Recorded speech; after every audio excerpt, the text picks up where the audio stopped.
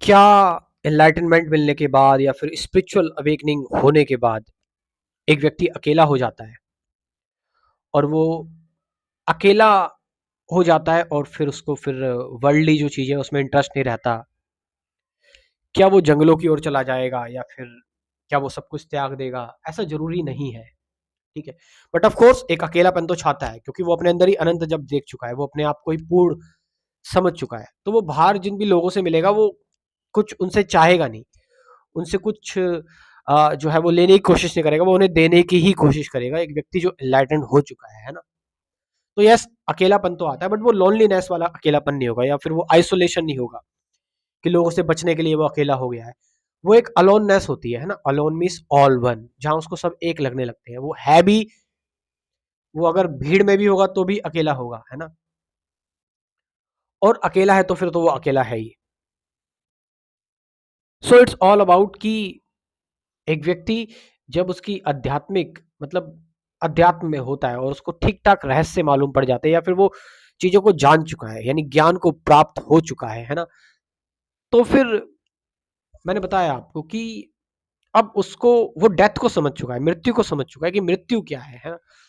मृत्यु को जानना एक मृत्यु पर इंक्वायर करना एक बहुत ही आप कह सकते हैं कि अध्यात्म का बहुत इंपॉर्टेंट चरण है ये, है ना? कि अंत में आपको सब कुछ तो त्यागना ही है, अंत में आपको सब कुछ खत्म हो जाना ही है, अंत में एंडिंग होनी है हर एक चीज़ की, तो वो एंडिंग मैं अभी से क्यों ना करके चलूँ, है ना? और उस एंडिंग का मतलब मैं फिर से ये कह रहा हूँ कि वो ये नहीं कि मैं जो है विलिंगली मैं एंडिंग कर रहा हूँ, वो आ जाती है जब आप इस चीज़ को समझ जाते हैं। आप एक स्पिरिचुअल अटेनमेंट पर आ जाते हैं, जब आप कुछ आप जान गए, आप समझ गए चीज़ों को, तो आपको पता लग जाता है कि भाई only death is the real realization, living death मतलब मृत्यु को जान लेना, जीते जी मृत्यु को जान लेना ही एनलाइटनमेंट है। और फिर आपका भार कम हो जाता है, आपका आप जो एक्सपेक्ट कर रहे हो, आपकी एक्सपेक्टेशन खुद से या लोगों से, दैट्स कंप्लीटली वो इल्यूजन्स गिर जाते हैं यार, कि आप जिन भी चीज़ों में अभी हो, आप करोगे सब कुछ, ऐसा नहीं है। कि एक व्यक्ति जो एनलाइटेंड है विल डू एवरीथिंग, आपको बड़ा कॉमन या फिर हो सकता है वो थोड़ा-सा ऐसा दिखे कि आप ये कर क्या रहा है यार? ये व्यक्ति तो एनलाइटेंड है ना? ये व्यक्ति जो है वो पैसे कमा रहा है, अच्छे-अच्छे घर में रह रहा है, गाड़ियों में घूम रहा है, ठीक है? लेकिन ये व्यक्ति जो ऐसा होगा, वो जो कार्य करेगा, उसके कार्य बड़े बंधन वाले नहीं होंगे, मुक्त कार्य होंगे, है ना? नॉर्मली आप देखोगे, जो लोग बड़ी-बड़ी गाड़ियों गाड़ियों में घूम रहे हैं या फिर बड़े-बड़े घरों में रह रहे हैं, वो स्ट्रेस्ड होंगे, परेशान होंगे, उनके चेहरे आप देखोगे चमक खो चुकी होगी, उनके जीवन में बड़े पंगे होंगे, वो ना दुनिया लोगों को भी परेशान करेंगे, उनकी वजह से लोग भी अफ़ेक्ट होंगे।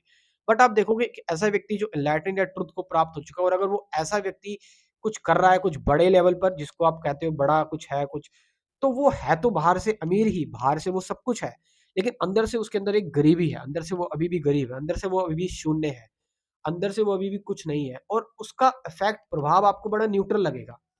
ऐसा लगेगा ये व्यक्ति रह ही नहीं रहा है, वो व्यक्ति आपको प्रभावित नहीं करेगा, वो आपके अंदर शांति लेकर आएगा। इन्फ्लुएंस हो रहे हो आजकल तुम ज़रा देखो, आज के टाइम पर लोग इन्फ्लुएंस हो रहे हैं। इन्फ्लुएंस मतलब क्या? इन्फ्लुएंस मतलब कि आप आप किसी एक्सप्रेशन से किसी से बंध जा रहे हैं, है ना?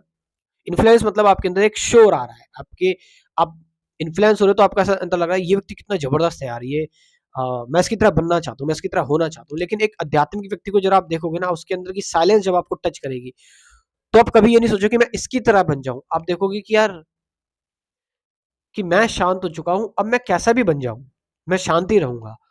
और उस शांति से, उस साइलेंस से, उस मौन से फिर तुम वो बनना चाहोगे जो तुम एक्चुअल में डिज़र्व करते हो। मतलब डिज़र्व इन द सेंस कि जो तुम्हारी असलियत है, जो तुम्हारी सच्चाई है। एंड ऑफ कोर्स ये कुछ फेक नहीं होगा, इट्स कंप्लीटली रियल होगा। इसमें कोई अ, चेहरा नहीं होगा ऐसा जो नकाब होगा। एक नकाबपोश का जीवन तुम नहीं जियोगे, तुम वैसे ही रहोगे जैसे तुम सोते, उठते, जगते, जागते, बैठते तुम हो, है ना? तो एनलाइटनमेंट के बाद या फिर स्पिरिचुअल अवेकनिंग के बाद कुछ नहीं बदलता, बदलता तो सिर्फ एक ही चीज़ है, वो है तुम्हारा मन। मन बदलता ही कहाँ है? मन तो मन की तो एंडिंग ही हो जाती है, साफ बात है ये, ठीक है, मन तो खत्म ही हो जाता है, क्योंकि अगर अभी भी मन पर डिपेंडेंसी है, अभी भी मन चालू है, अगर अभी भी मन परेशान कर रहा है, then it's not, you are not awaken truly. ठीक है, अब एक तुम्हारे अंदर अवेयरनेस छा जाती है, अब तुम अवेयर रहते हो हमेशा, तुम्हारे अंदर एक ऑब्जर्वेशन डेवलप हो जाती है, विच इज, और ऐसी अवेयरनेस, ऐसे ऑब्जर्वेशन विच इज कंटिन्यूस, जो ब्रेक नहीं हो रही है, जो कंटिन्यूस अवेयरनेस है, एक अटेंशन डेवलप हो जाती है। अब ध्यान में जीवन हो गया पूरा, ध्यान करने की जरूरत नहीं पड़ती, एफर्ट लगाने की जरूरत नहीं पड़ती, ध्यान हो रहा है बस खाली।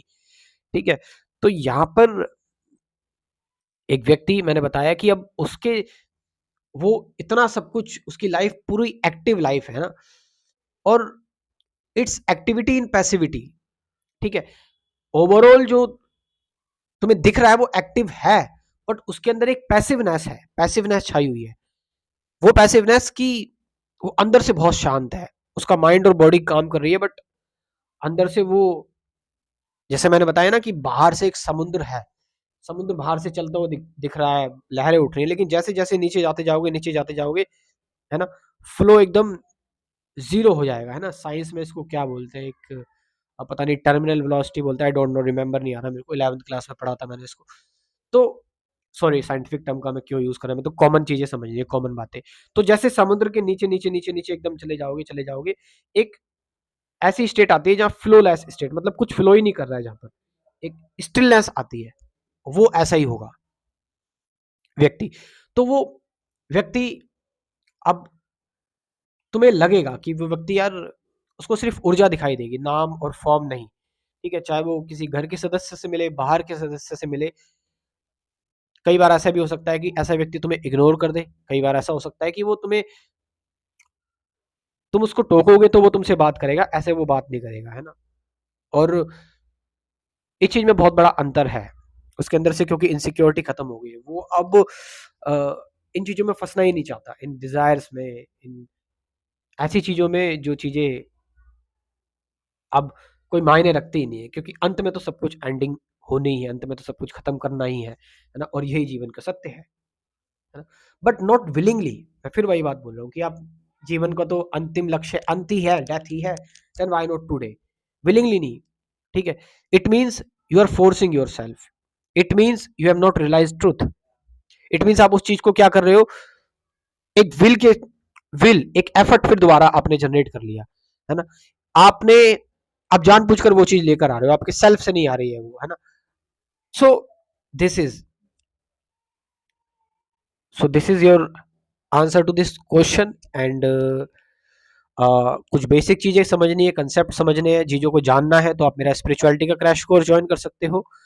कुल इसमें 90 वीडियोस हैं, 24 वीडियोस हैं जो आप इंक्वायर कर सकते हो, थियोरेटिकल वीडियोस मान सकते हो इनको, thought, meditation, present moment, awareness, relationship, ये सारी चीजें, और 70 से ज्यादा गाइडेड मेडिटेशन की वीडियोस है, ऑलमोस्ट 70 ही मान लो गाइडेड मेडिटेशन की, प्रैक्टिकल ध्यान की वीडियोस है। तो इतना सब कुछ है इस क्रैश कोर्स में। व्हाट्सअप नंबर है 9773529489, डिस्क्रिप्शन में भी व्हाट्सअप नंबर दिया हुआ है, वहां से जाकर आप इस क्रैश कोर्स के बारे में जानकारी ले सकते हो। Thank you very much.